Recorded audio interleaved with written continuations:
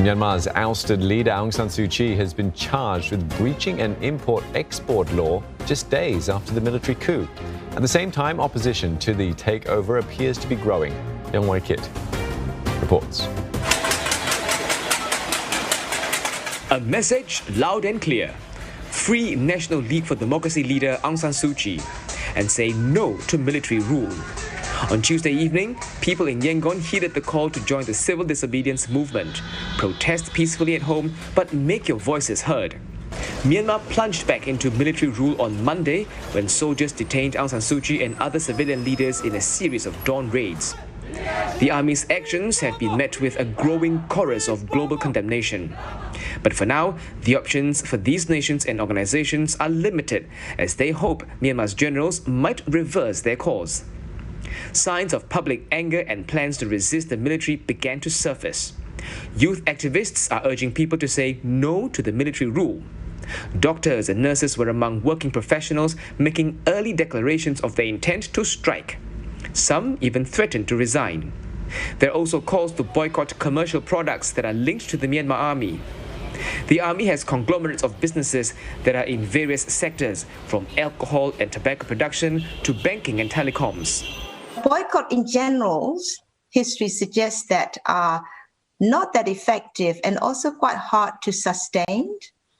So in that sense, symbolically, I think that's quite important and can be done and have some can be quite effective. I think that civil disobedience ones that people say refuse to go to work, refuse to go out. I think that will have far more impact, in my opinion.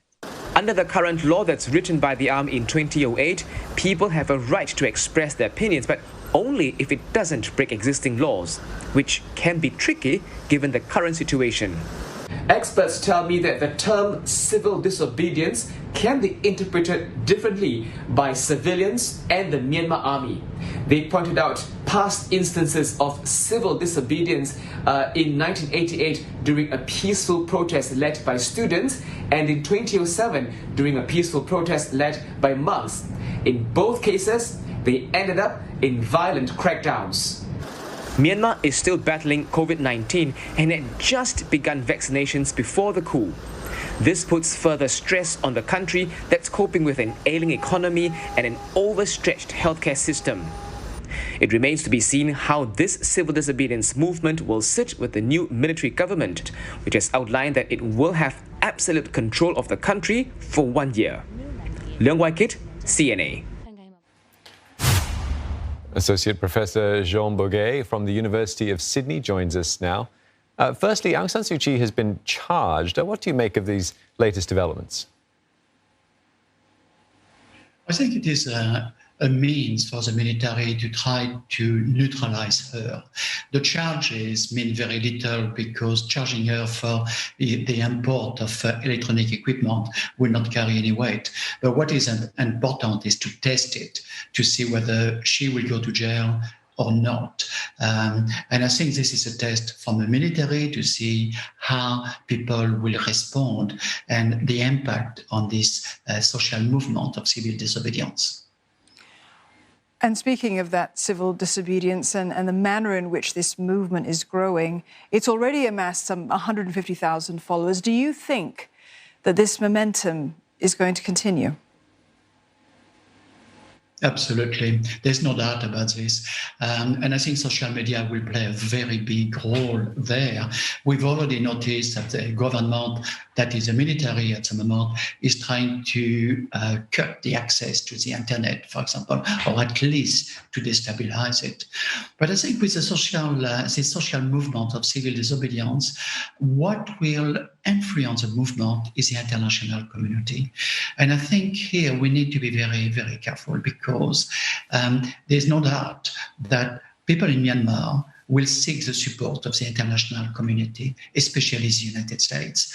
How will the new Biden administration address this crisis will determine whether or not that movement is going to develop perhaps to a point where there could be violence or no. So I think at the moment we just need to watch very carefully how this movement will develop in Myanmar, but also how will the international community, maybe trigger an increase in that situation. Well, the G7 has joined the list of those condemning the coup. What kind of impact will growing international pressure actually have on the military government? Well, it will certainly present significant problems because there will be sanctions, no doubt. Economic aid will be suspended. What it could also achieve is to try to create a situation where the Myanmar military will then turn toward China, which is not impossible. This is very complex because the relationship between the military and China has always been very difficult in the past.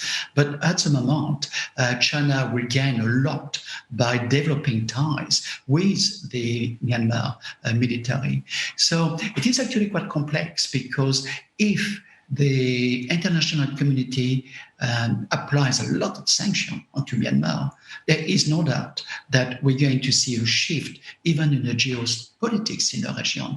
Because if Myanmar shifts toward China, then suddenly China will get a much stronger position in Southeast Asia and have a second ally that is Cambodia and Myanmar.